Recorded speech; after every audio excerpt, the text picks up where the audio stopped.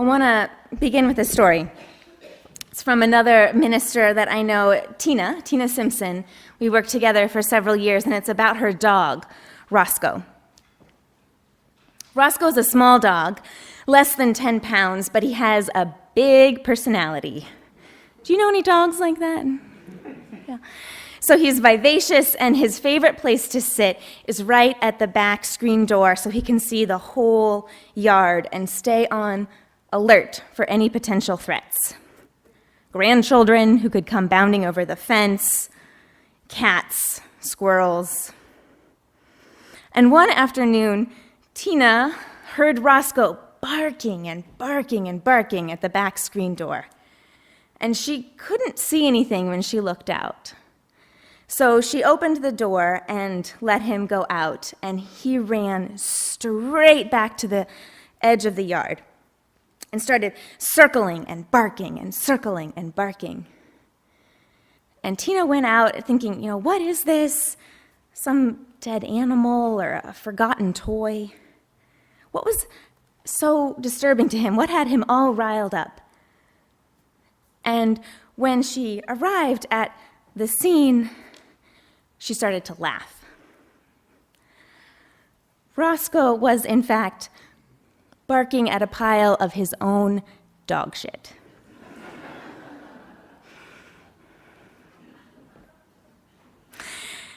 And I wanted to begin with this story because I think it illuminates something true about humans as well as dogs. How often do we get all riled up and start barking and are certain as we dash out that it's somebody else's issue or problem or stuff? But when we arrive, when we are honest and when we actually see what's going on, it's our own stuff. In the recovery community, this insight is often boiled down to the phrase, if you spot it, you got it. And so it takes tremendous courage, tremendous humility to recognize that what we have been barking at might be our own. Before Marcus and I got married, I tried to be very prepared and diligent about marriage, and we went to a relationship workshop led by a psychologist, kind of a leader in his field, named David Schnark, and his wife, Ruth Morehouse, led the workshop together. And Schnark and Morehouse kind of a different, more unique approach.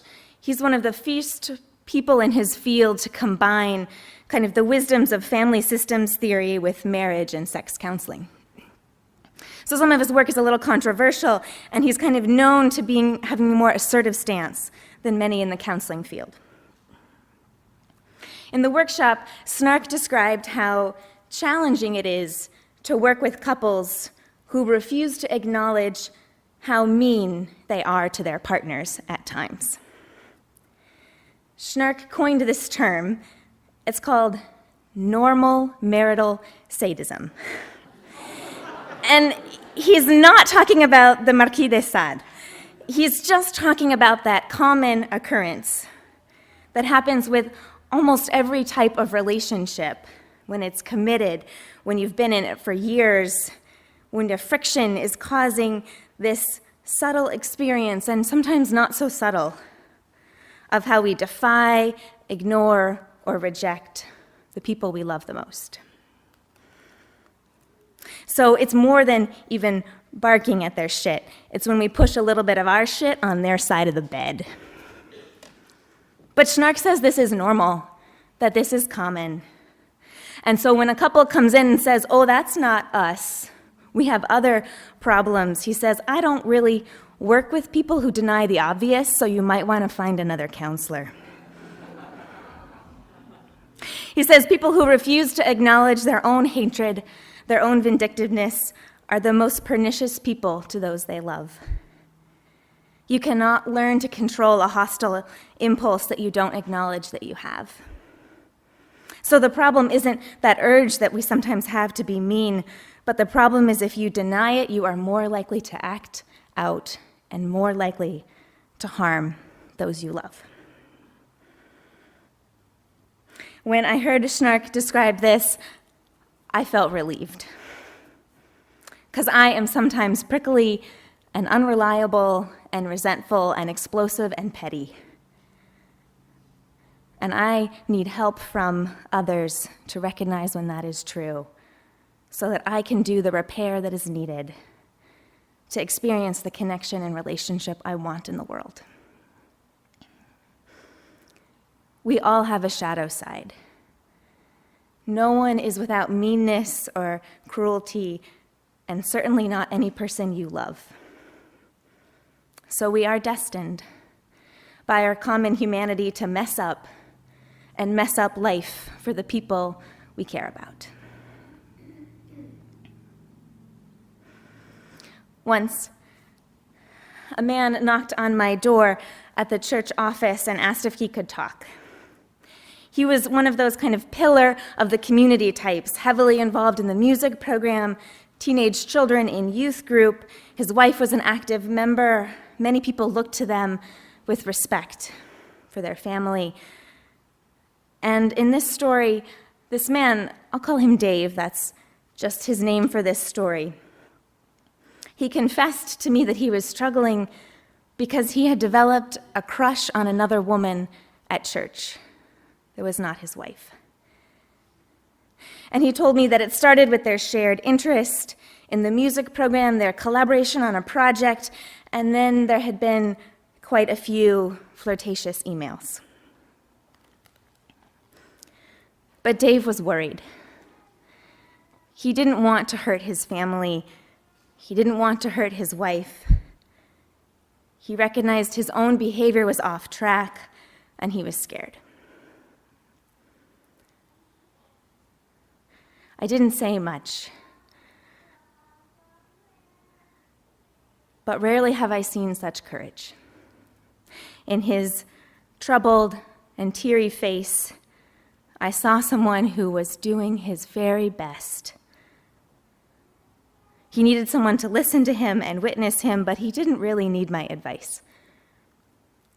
In talking through the situation, his own integrity became more and more clear to him.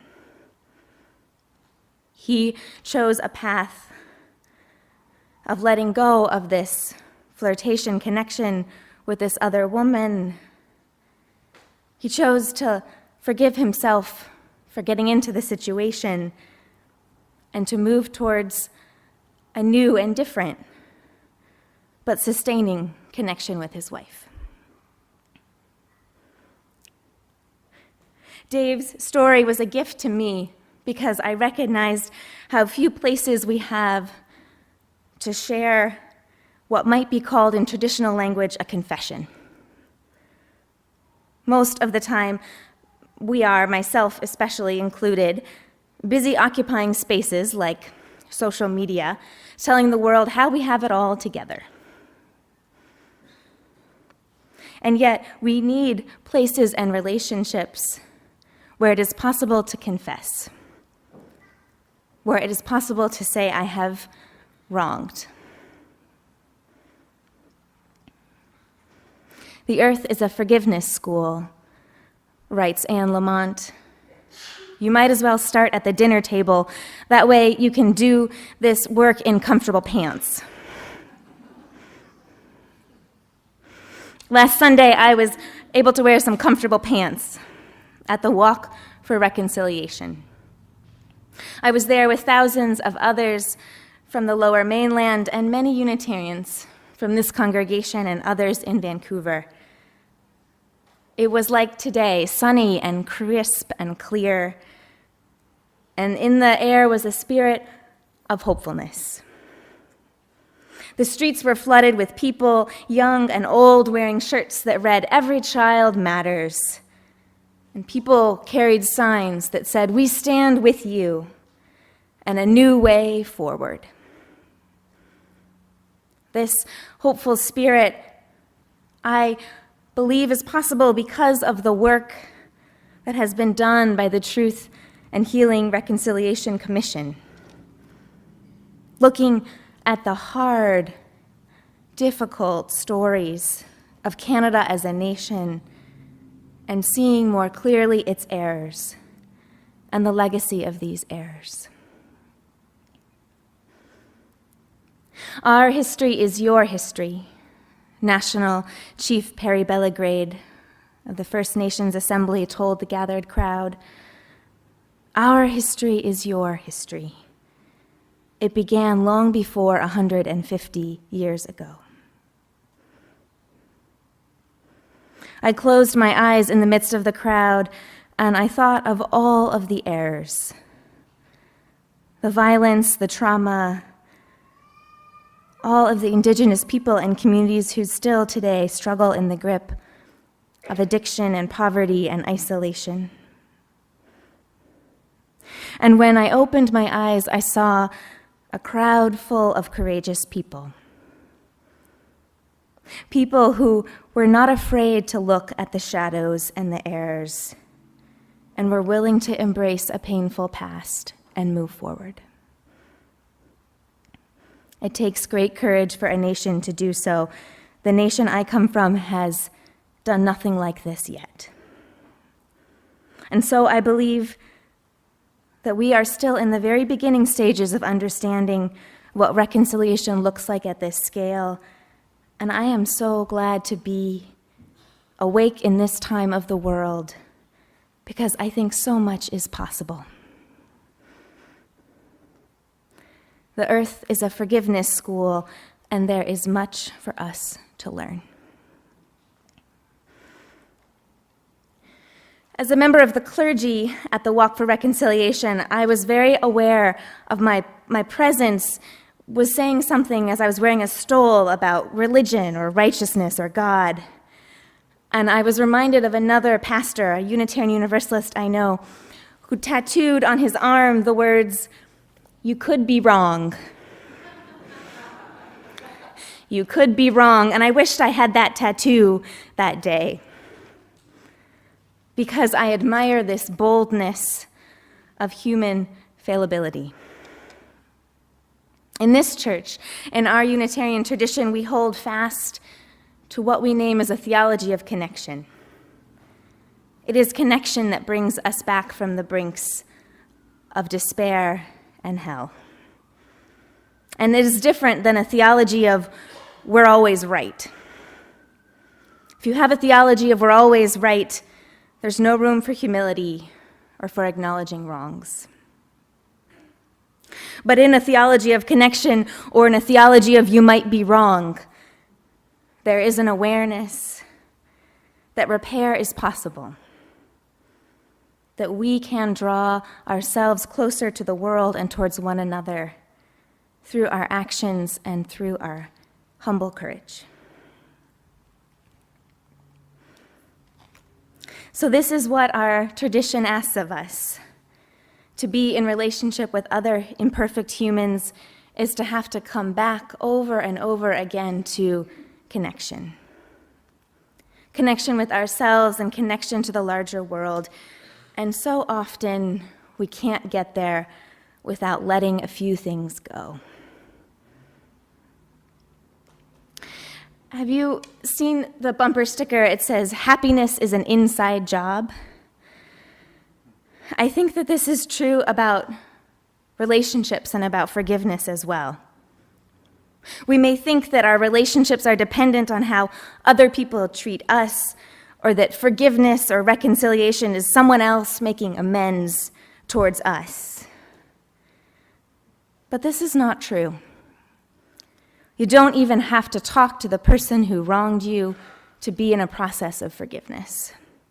It may have nothing to do with how they respond or even if you communicate with them about it.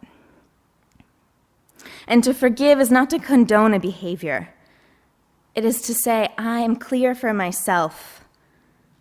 I will no longer be the monk still carrying the woman. I will lay that weight down.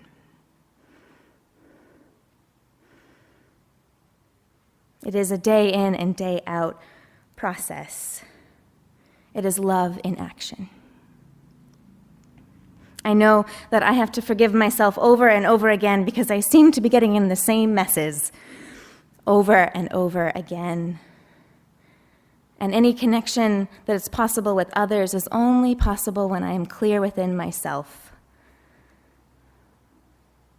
George Herbert wrote, "He who cannot forgive others destroys a bridge over which he must pass."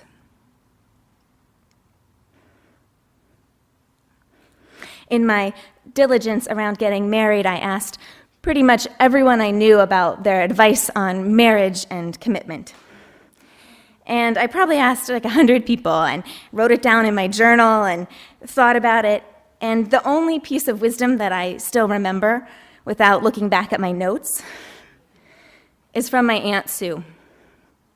She's separated and divorced in relationships, and she said the best, most useful thing that I heard. She said, "Keep working on yourself. Keep working on yourself." When Marcus and I wrote our wedding vows, it took us months to get them right. And Sue's wisdom influenced one in particular. We vowed to one another, "I promise to cultivate my own inner strength and resilience, not to rely on you to meet all of my needs, and to ask for help when I need it. Knowing we will each miss the mark, I covenant to bring understanding and forgiveness, to return and return and return again." The truth is, we aren't dogs. We have intellect and emotional intelligence and the capacity to reflect on our own behavior. We can choose to do more than bark. This is a blessing, and it is a challenge. A few months ago, I was talking with my mom and being sort of dismissive of her words. I think the conversation started because I was complaining about something and she was trying to offer advice, and I started to tune it out. And then I snapped at her for giving me advice, and she responded, "Well, I think I know something about this. I have been married to your father for 35 years. I was a little stunned. It's unusual for my mom to be assertive in that way, and I had to check myself. She was right. I was wrong. I don't often give my parents enough credit for how much hard work has gone into their long relationship. How many times have they had to say to one another, 'I was wrong, I messed up. Can you still love me anyway?' She reminded me that people who have been around for a long time have had a lot of experience with making mistakes and forgiveness." My colleague, Robin Bartlett, made this observation about a wedding anniversary. She said, "A wedding is a beautiful and exciting and carefree day in one's life, and a marriage is a tour de force of joy and suffering and banality and loss and beauty and boredom and acknowledgement of imperfection and frailty and just plain old perseverance. I almost think we should have one of those $30,000 catered extravaganzas with a $10,000 dress and all the opulence for the 30th wedding anniversary instead of on our wedding day. The wedding day, maybe you get some Ritz crackers and cheese, a cake, but the real celebration should be decades later when you know what you got yourself into and you're still in it anyway. The problem is, of course, we're too smart and practical to spend $30,000 on one day by the time we're middle-aged. Robin is right. It's this strange ritual, and I had one myself, and now I have a little bit more sense of what I got myself into. Robin says, "We are all clumsy in our relationships, and we are not defined by our worst mistake. You are not your addiction, your affair, your divorce, your last fight, your failure to parent well in all moments. You are not your anger, your depression, your unbelief, your spitefulness, your greed. You are not defined by your errors, but by the name which has been given to all creation, and that is beloved. May we be a place to call one another beloved. May we offer a place for confession and forgiveness for ourselves and each other.